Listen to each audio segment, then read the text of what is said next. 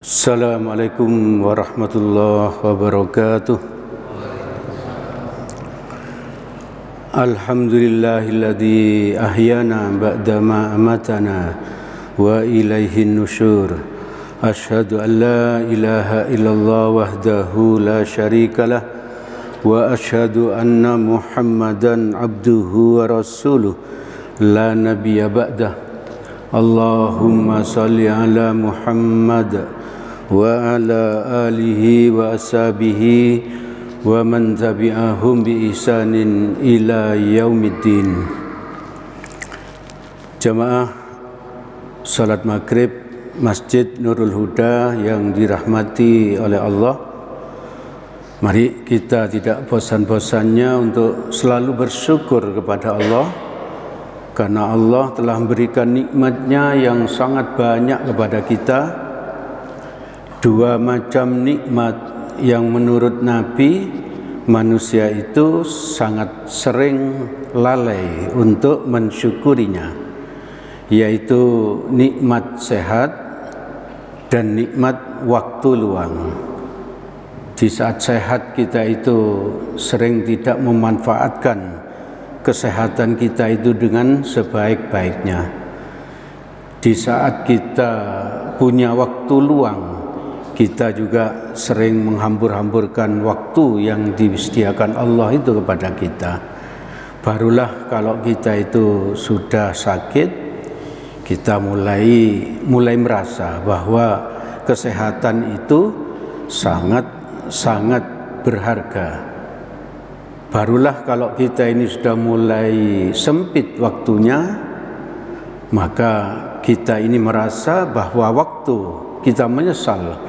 Waktu yang diberikan Allah selama ini kita hambur-hamburkan begitu saja, tidak kita manfaatkan dengan baik. Jemaah yang dirahmati oleh Allah, pada kesempatan malam ini mari kita mengkaji atau membaca 3 ayat yang berkaitan dengan strategi Allah untuk menghentikan kebiasaan minum minuman keras di kalangan orang jahiliyah, orang Arab sebelum datangnya Islam. Kenapa kok ini kita sampaikan, agar ini bisa kita ambil hikmahnya, bahwa Allah itu kalau melarang sesuatu itu tidak langsung, tidak serta-merta gitu ya. Jadi bertahap.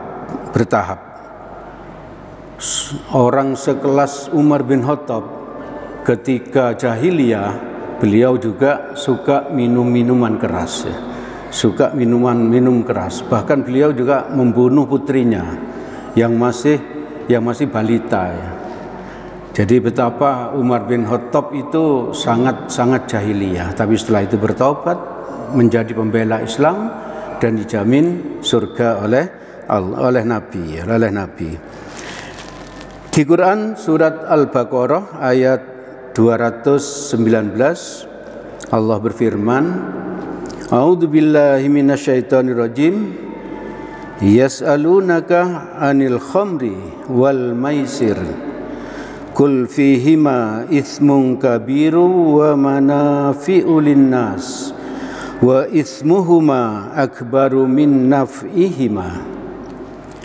Mereka bertanya kepadamu, kepada Nabi waktu itu, tentang khamr.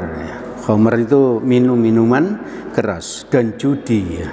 Dan judi, orang jahiliyah itu suka juga berjudi ya. Katakanlah, jadi Allah menyuruh Nabi untuk mengatakan kepada orang-orang jahiliyah itu, pada keduanya itu, pada khamr dan kepada judi, itu ada dosa yang besar, dan beberapa manfaat bagi manusia. Jadi ini masih lunak. Jadi Nabi disuruh memberitahu bahwa khamr, judi itu dosa ya, itu dosa. Walaupun di situ ada manfaatnya. Terus diteruskan di ayat ini, tapi dosa keduanya, khamr dan judi tadi, lebih besar dari manfaatnya. Lebih besar dari manfaatnya. Apa manfaat dari khamr itu misalnya? Ya, bagi orang yang jualan minum-minuman keras itu bisa mendapatkan uang, ya. Itu salah satu manfaatnya. Tapi menurut Allah mudaratnya itu lebih besar, lebih banyak, ya. Mudaratnya lebih banyak. Apa saja mudaratnya? Kalau kita baca-baca gitu, mudaratnya minum minuman keras itu misalnya bagi kesehatan merusak organ tubuh, ya. Merusak organ tubuh seperti hati kita itu bisa, kalau suka minum minuman keras, bisa berpenyakit sirosis, ya, kanker hati. Lalu jantung kita bisa lemah dan lain sebagainya. Pembuluh darah bisa tersumbat, gangguan otak dan saraf, meningkatkan resiko kanker, dan banyak lagi, ya. Dan banyak lagi mudarat dari khamr. Jadi Allah memberitahu ada manfaat, tapi mudaratnya lebih banyak. Apa ada lagi mudaratnya khamr? Tentu masih banyak, ya. Seseorang kehilangan kesadaran, ya. Kalau kita minum minuman keras, narkoba dan lain sebagainya seperti itu, maka apa? Seseorang itu bisa kehilangan kesadarannya dan dia tidak bisa mengontrol dirinya, sehingga apa? Dia bisa berkata-kata kasar kepada orang lain, ya. Di saat mabuk, di saat sakau itu bisa berkata-kata kasar kepada orang lain tanpa disadari. Bahkan pada saat itu bisa jatuh perceraian, ya, dari kalimat seorang suami yang sedang mabuk misalnya. Bahkan seseorang bisa memukul orang lain di saat apa? Di saat mabuk itu. Juga bisa membunuh, ya, bisa membunuh. Kita sering mendengar berita bahwa apa? Ada orang membunuh ketika mabuk, ya, ketika mabuk. Dan berpotensi pada kejahatan yang lain. Dan mudarat yang lain adalah apa? Seseorang kalau sudah kecanduan khamr, narkoba, maka dia sulit sekali untuk apa? Untuk membatasi penggunaannya, ya. Untuk membatasi penggunaannya itu sulit, sehingga apa? Sering tambah lagi. Bahkan bisa jadi penggunanya meninggal gara-gara apa? Minum minuman keras. Saya pernah punya kenalan, dia itu peminum berat. Di saat dia tidak punya uang, dia tidak minum bir, tapi minum spiritus. Karena apa? Karena dia sudah ketagihan, ya. Dan akibatnya dia meninggal masih muda, paru-parunya itu bocor, Jadi mudaratnya sangat banyak, ya, sangat banyak. Jadi Allah memberitahu gitu, ya. Ini apa? Bahwa khamr itu ada baiknya, tapi mudaratnya sangat banyak. Berarti belum dilarang, ya, belum dilarang. Setelah itu sudah berkurang, ya. Dengan diberitahu gini loh, masyarakat Arab waktu itu mulai berkurang yang minum minuman keras. Lalu turun Quran surat An-Nisa ayat 43, ya. Quran surat An-Nisa ayat 43. A'udzubillahi minasyaitonirrajim. Ya ayyuhalladzina amanu la taqrabus sholata wa antum syukara hatta ta'lamu ma taqulun. Hai orang-orang yang beriman. Nah, ini orang-orang beriman sudah yang dipanggil, orang iman, tapi waktu itu masih suka minum minuman keras, karena belum dilarang memang, ya, belum dilarang, nggak langsung dilarang. Janganlah kamu sholat sedangkan kamu dalam keadaan mabuk. Ini sudah mulai diperketat ya. Janganlah kamu sholat sedangkan kamu ke dalam keadaan mabuk, sehingga kamu mengerti apa yang kamu ucapkan ya. Jadi kita itu paham tidak boleh sholat dalam keadaan ngantuk, mabuk dan sebagainya, sampai kita itu paham apa yang kita, atau sadar minimal apa yang kita katakan, apa yang kita ucapkan itu. Tidak ngawur ya, tidak ngawur. Coba kita perhatikan ya, antara zuhur dan asar itu waktunya apa? Sedikit ya.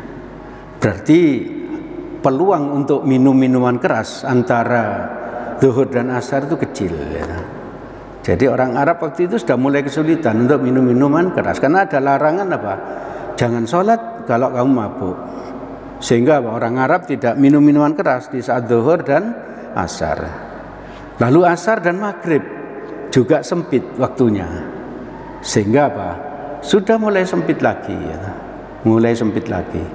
Lalu maghrib dan isya itu agak panjang ya. Cuman apa? Kita orang Arab waktu itu ya memang setelah sholat isya sampai apa?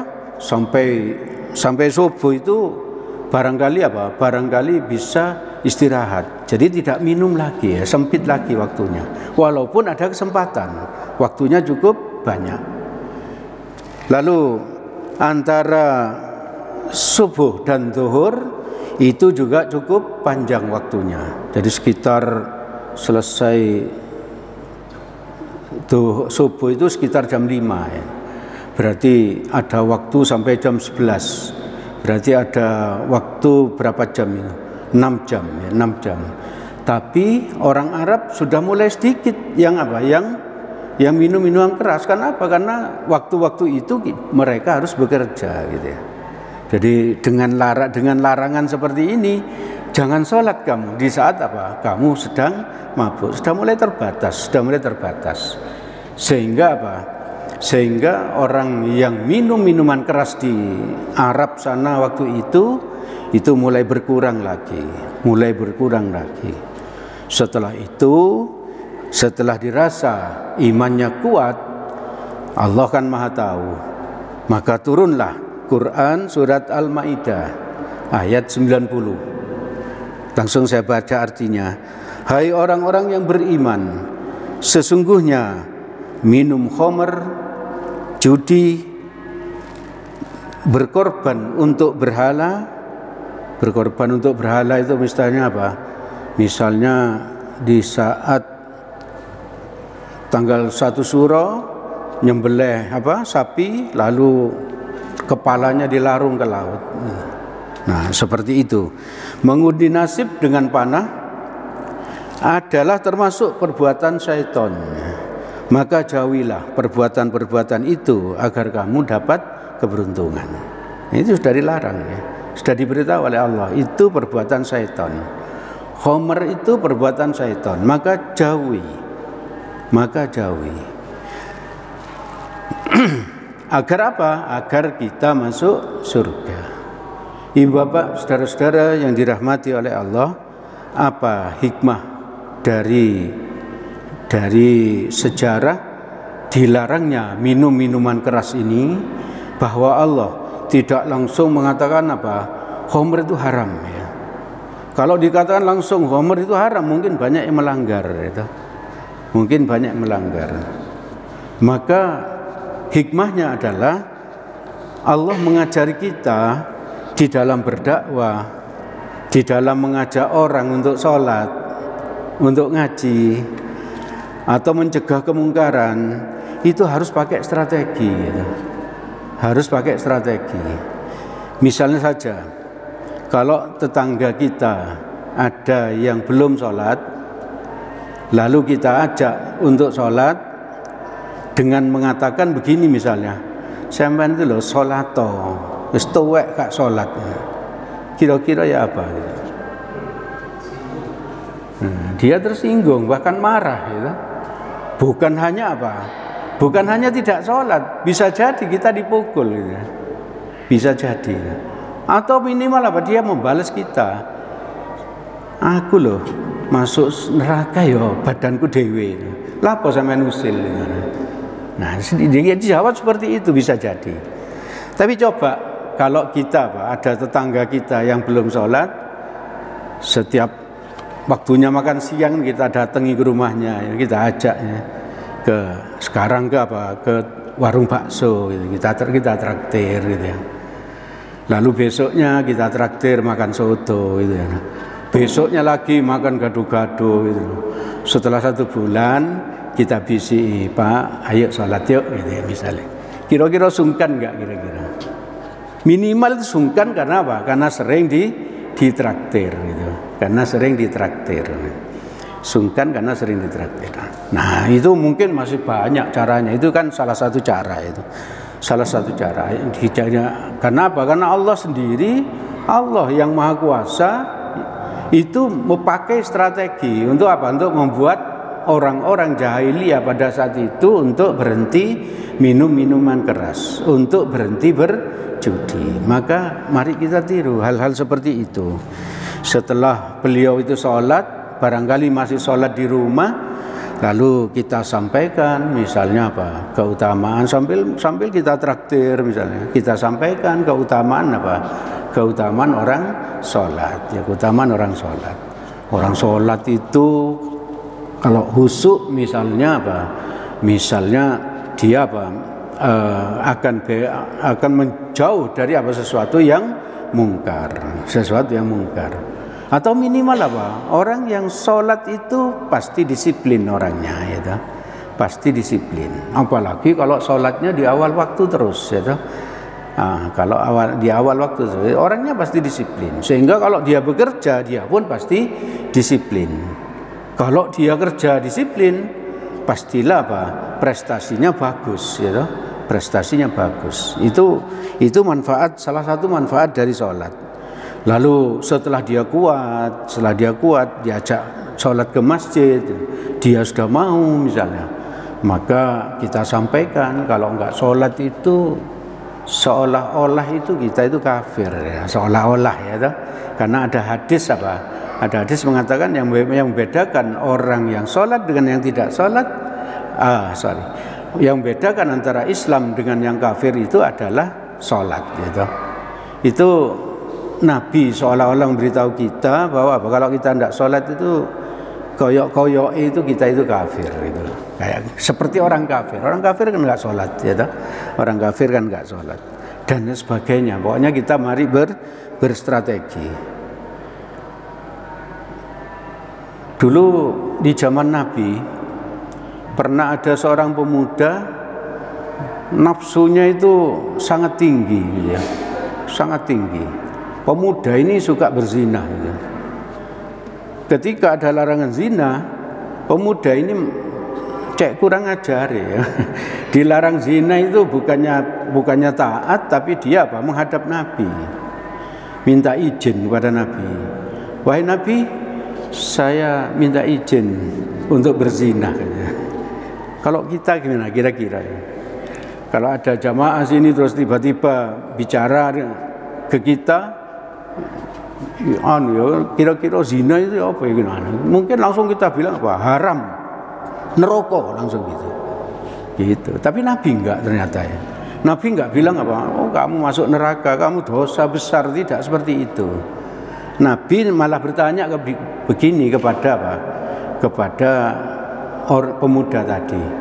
Coba kamu pikirkan, kata Nabi, ya, bagaimana kalau ada seorang laki-laki berzina dengan istrimu, gitu. Maka pemuda tadi bilang, saya tidak ikhlas, ya, saya akan marah besar, gitu. Nah itu, maka Nabi akhirnya bilang apa? Nah, ingat-ingatlah bahwa orang lain juga tidak mau kalau istrinya kamu zinai, gitu. Nah itu satu. Terus Nabi bertanya lagi, lebih dekat lagi, gitu ya. Bagaimana kalau ada orang yang berzina dengan anakmu, gitu ya. Dia lebih marah, gitu ya. Lebih marah. Lalu apa? Nabi bilang lagi, orang lain pun tidak suka kalau kamu menzinai anaknya gitu ya. Lalu yang lebih membuat orang itu marah, bagaimana menurutmu kalau ada orang yang berzinah dengan ibumu gitu ya. Dia tambah marah lagi, saya bunuh orang itu gitu ya. Nah sama itu, bahwa kamu pun akan dibunuh kalau kamu berzinah dengan ibunya orang gitu. Lalu Nabi tidak hanya mengajak pemuda tadi berpikir, tapi Nabi terus memegang tangan pemuda itu lalu didoakan. Didoakan Nabi bahwa agar Allah membatasi nafsu dari pemuda ini, agar pemuda ini selamat dari perzinahan gitu. Dan alhamdulillah berkat usaha kerasnya dan berkat doa dari Nabi tadi, maka pemuda tadi menghentikan perzinahannya. Jadi itu juga strategi dari Nabi gitu, bahwa segala sesuatu tidak mesti kita katakan haram, dosa besar, neraka, tidak mesti seperti itu gitu.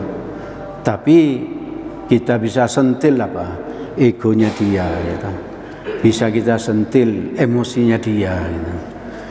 Dan lain sebagainya gitu. Maka kita pun tidak mesti berdakwah dengan menyampaikan hadis, dengan menyampaikan Al-Quran, ayat Al-Quran. Bisa saja kita lakukan kepada orang-orang terdekat kita agar mereka berbuat baik dengan cara Dengan cara memakai logika kita ya. Dengan memakai logika kita. Tidak mesti kita menyampaikan hadis-hadis ini dan sebagainya gitu. Tidak seperti itu untuk berdakwah, untuk berbuat baik, Jadi ibu bapak, saudara-saudara yang dirahmati oleh Allah, ternyata Allah dan Rasulnya itu tidak langsung menilai seseorang itu bejat, tidak langsung menilai seseorang itu berdosa besar dan lain sebagainya ya. Allah itu sangat lemah lembut, Nabi itu sangat lemah lembut ya. Jadi cara dakwah mereka itu juga dengan lemah lembut. Ibu bapak, saudara-saudara yang dirahmati oleh Allah, itu yang bisa kami sampaikan pada kesempatan malam ini. Segala yang baik dan benar semuanya berasal dari Allah Subhanahu wa ta'ala. Semoga ada manfaatnya bagi kita. Semoga Allah menolong kita agar kita bisa mengamalkannya. Amin, amin, ya rabbal alamin. Apabila ada salahnya, saya mohon maaf sebesar-besarnya. Mari kita tutup majelis ini dengan doa kafaratul majelis. Subhanakallahumma wa bihamdik asyhadu an la ilaha illa anta astaghfiruka wa atubu ilaik. Assalamualaikum warahmatullahi wabarakatuh.